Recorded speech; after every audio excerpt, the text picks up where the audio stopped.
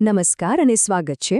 આજે આપણે એક એવી સફર પર નીકળવાના છીએ જે આપણને લઈ જશે છેક 4.6 અબજ વર્ષ પાછળ, આપણા પોતાના ઘર એટલે કે પૃથ્વીની રચનાની અદ્ભુત ગાથામાં. તો સવાલ એ છે કે આપણો ગ્રહ બન્યો કેવી રીતે? આ એક એવો સવાલ છે જેના જવાબો આપણે સદીઓથી શોધી રહ્યા છીએ. તો ચાલો આજે આપણે સાથે મળીને આ બ્રહ્માંડના સૌથી મોટા રહસ્યોમાંથી એક પરથી પડદો ઉઠાવીએ.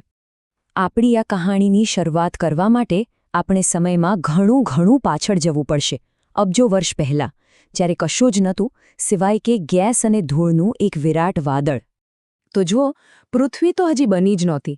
એ પહેલાં હતું સૂર્યની રચનામાંથી બચેલો ગેસ અને ધૂળનું એક ગોળ ગોળ ફરતું વાદળ. અને આ જ વાદળ, જેને વૈજ્ઞાનિકો સૌર નિહારિકા કહે છે, એ જ આપણા આખા સૌરમંડળનું જન્મસ્થળ હતું. અને સૌથી રસપ્રદ વાત તો એ છે કે એ વાદળમાં રહેલા કુલ પદાર્થમાંથી 99.8% જેટલો હિસ્સો તો સૂર્ય બનાવવામાં જ વપરાઈ ગયો. એટલે કે બાકી બધા જ ગ્રહો, લઘુગ્રહો, બધું જ બનાવવા માટે માત્ર 0.2% મટીરિયલ જ બચ્યું હતું. જરા વિચારો. તો હવે સવાલ એ થાય કે આ 0.2% ધૂળમાંથી આખો ગ્રહ બન્યો કઈ રીતે? વેલ, એ પ્રક્રિયા જરાય શાંતિપૂર્ણ નહોતી. એ તો હતી એકદમ હિંસક અને આગ ઝરતી ઘટના. આખી પ્રક્રિયાને સંચયન કહેવાય છે. એને સમજવા માટે બસ એટલું વિચારો કે જેમ બરફનો એક નાનો ગોળો પહાડ પરથી ગબડતા મોટો થતો જાય, બસ એ જ રીતે. પહેલાં ધૂળના નાના કણો એકબીજા સાથે ચોંટ્યા, પછી એમાંથી કાંકરા બન્યા, અને આ કાંકરા ભેગા મળીને મોટા પથ્થર એટલે કે ગ્રહાણુ બન્યા. અને પછી તો આ ગ્રહાણુઓ એકબીજા સાથે અથડાઈને જોડાતા ગયા. અને એ અંધાધૂંધીમાંથી જ આપણા આદિગ્રહનો જન્મ થયો. પણ પૃથ્વીની રચનાની આ કહાણી અહીં પૂરી નથી થતી. હકીકતમાં એક મોટો ખતરો, થેયા નામનો એક બીજો આદિગ્રહ, સીધો આપણી યુવાન પૃથ્વી સાથે ટકરાવવા માટે આગળ વધી રહ્યો હતો. અને એ કોઈ નાનો સૂનો પથ્થર નહોતો. થેયાનું કદ લગભગ આજના મંગળ ગ્રહ જેટલું હતું. તમે કલ્પના કરી શકો છો કે શું થવાનું હતું? અને પછી એ થયું જેને વિશાળ ટક્કરનો સિદ્ધાંત કહેવાય છે. થેયા આપણી પૃથ્વી સાથે એટલા જોરથી અથડાયો કે બંને ગ્રહો પીગળીને એક થઈ ગયા. આ ટક્કર એટલી પ્રચંડ હતી કે એમાંથી નીકળેલો કાટમાળ પૃથ્વીની ભ્રમણકક્ષામાં ફેલાઈ ગયો. અને એવું કહેવાય છે ને કે દરેક વિનાશ પછી નવસર્જન થાય છે. બસ એવું જ કંઈક થયું. એ જ બ્રહ્માંડીય ભંગારમાંથી આપણા ચંદ્રનો જન્મ થયો. તો એ મહાવિનાશક ટક્કર પછી પૃથ્વી એક ધગધગતા લાવાના ગોળા જેવી હતી. હવે સમય હતો એના ઠંડા પડવાનો અને પોતાનું સ્વરૂપ ધારણ કરવાનો. આ પ્રક્રિયાને ગ્રહીય વિભેદન કહેવાય છે. આ થોડું જટિલ લાગે, પણ એને સરળ રીતે સમજીએ. જેમ તમે સલાડ ડ્રેસિંગને થોડીવાર રહેવા દો તો ભારે વસ્તુઓ નીચે બેસી જાય અને હલકી વસ્તુઓ ઉપર તરે છે, બસ એ જ રીતે પૃથ્વીના ભારે તત્વો જેમ કે લોખંડ અને નિકલ કેન્દ્ર તરફ ગયા અને હલકા ખડકો સપાટી પર આવી ગયા. તો ચાલો પૃથ્વીના કેન્દ્રથી શરૂ કરીએ. સૌથી અંદર છે આંતરિક ગર્ભ, લોખંડ અને નિકલનો એક નક્કર ગોળો. અને હા, એ સૂર્યની સપાટી જેટલો ગરમ છે. એની બરાબર બહાર આવેલો છે બાહ્ય ગર્ભ, જે પીગળેલા લોખંડ અને નિકલનો બનેલો છે.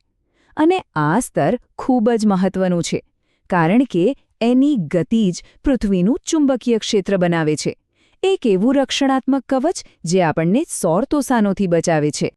ત્યારબાદ આવે છે પૃથ્વીનું સૌથી જાડું સ્તર, મેન્ટલ. આ અર્ધ પીગળેલા ખડકોનું બનેલું છે અને મધની જેમ ધીમે ધીમે લાખો વર્ષોમાં ગતિ કરે છે. અને હા, આપણા ખંડોની ગતિ પાછળનું કારણ પણ આ જ છે.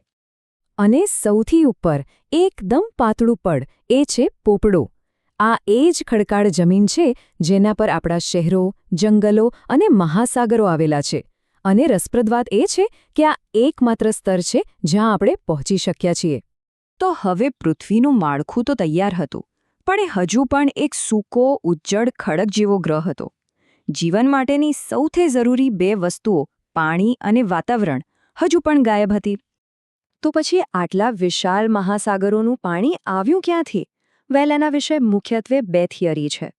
એક કહે છે કે ભારે ઉલ્કાવર્ષાના સમયમાં બરફવાળા ધૂમકેતુઓ અને એસ્ટ્રોઇડ પૃથ્વી પર પાણી લાવ્યા, જ્યારે બીજી થિયરી મુજબ પાણી તો પહેલેથી જ પૃથ્વીના ખડકોમાં કેદ હતું, જે જ્વાળામુખી ફાટવાને કારણે વરાળ બનીને બહાર આવ્યું.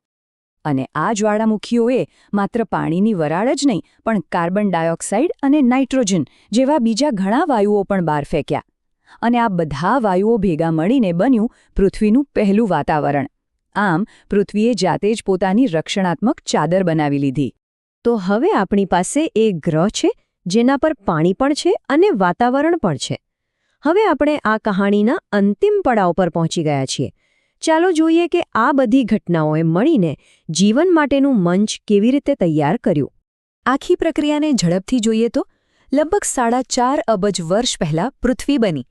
પછી લગભગ 4.4 અબજ વર્ષ પહેલાં મહાસાગરો બનવાની શરૂઆત થઈ. એ પછી 3.8 અબજ વર્ષ પહેલાં ઉલ્કાઓનો વરસાદ બંધ થયો અને ગ્રહ થોડો શાંત પડ્યો. અને આખરે લગભગ 3.5 અબજ વર્ષ પહેલાં જીવનના પ્રથમ સંકેતો દેખાયા. તો આપણે જોયું કે પૃથ્વીની રચનાની કહાણી કેટલી અદ્ભુત અને નાટકીય છે. આ એક એવી ગાથા છે જેમાં હિંસક ટક્કર પણ છે અને નાજુક સંતુલન પણ. અને આ બધાના અંતે એક એવા ગ્રહનું નિર્માણ થયું જે બ્રહ્માંડમાં કદાચ એકમાત્ર એવું સ્થાન છે જ્યાં જીવન શક્ય બન્યું. આપણે આપણી સફરની શરૂઆત એક સવાલથી કરી હતી અને અંત પણ એક સવાલ સાથે જ કરીશું. જે ગ્રહ આટલા હિંસક અને અસ્તવ્યસ્ત ભૂતકાળમાંથી પસાર થઈને અહીં સુધી પહોંચ્યો છે, એનું ભવિષ્ય કેવું હશે? આ એક એવો સવાલ છે જેનો જવાબ કદાચ આપણા હાથમાં છે.